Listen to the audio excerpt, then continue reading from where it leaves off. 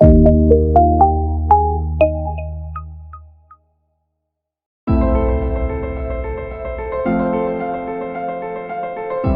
us to start a retail business, there are few things which is very, very important. You have to be very careful about. One is the location. Okay, the kind of place you choose for starting a facility, it has to be very prominent, easily accessible. Number two is the investment required. Most of the time, people, whatever the capital they have, they put it in an investment. They don't invest in the marketing later. Okay, so you have to really budget what are the total expenditure, total investment that is needed. That is number two. Number three is the kind of people whom you are going to recruit, the team. Okay, if you are able to manage the right location, right capital, and if you are able to find the right team, I am sure you have crossed half the well. You are ready to go for real big business opportunity. Okay, having said that, you have the right investment, you are passionate about the business, and you are handling the three important things, which is money, the location, and the team. I am sure you can really start working on the project. Okay, so just find the location, do up the interiors, because you are talking about creative design. So that place look like a creative school. It should not be a rectangular offices here and there.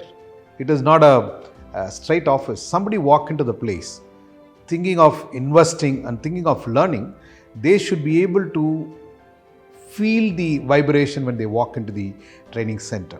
So you have to make sure the right kind of interior, right kind of facilities need to be created.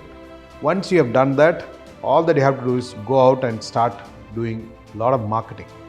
In training business, in skill development business, the one single important marketing activity is the workshops and seminars. Okay, if you are able to conduct a lot of free workshops, free seminars, educate people about what kind of career it can develop, what kind of business they can get into. If you're able to create a lot of awareness, then all that you have to do is get a lot of admissions. Now, what is the kind of curriculum we have to offer? Where do we get the certification? Okay, because the content is the hero in training business. Now, either you have to sign up with some organization already established, or you have to sign up with some university, or you can create your own content, your own curriculum, so that it's going to be completely on your own. My take would be, going with somebody. If you're starting business for the first time, I suggest you go buy a franchise. Okay, you know what is the business you want to be in. You have the right capital, you have the right location, then you have to find a right brand that can give you start. So if you're able to start with the right brand, they will give you the curriculum, they will give you the initial training, they will give you all the marketing collateral. So with that, you can certainly start and grow the business. Most of the business fail whenever they start with poor planning. There is a beautiful saying, if you do not plan, you are planning to fail. Having said that, business is all about planning and ruthless execution. You plan for the business 60%, 40% go ahead and execute. Okay, there is a huge market, country like India, where there is a huge young population, employable population, aspiring to win the world, then there is a market. If you are passionate, if you are willing to give enough time to the business, I am sure you are going to be sure success. We normally promote owner manager. What does it mean? There is an investor. There is something called investment.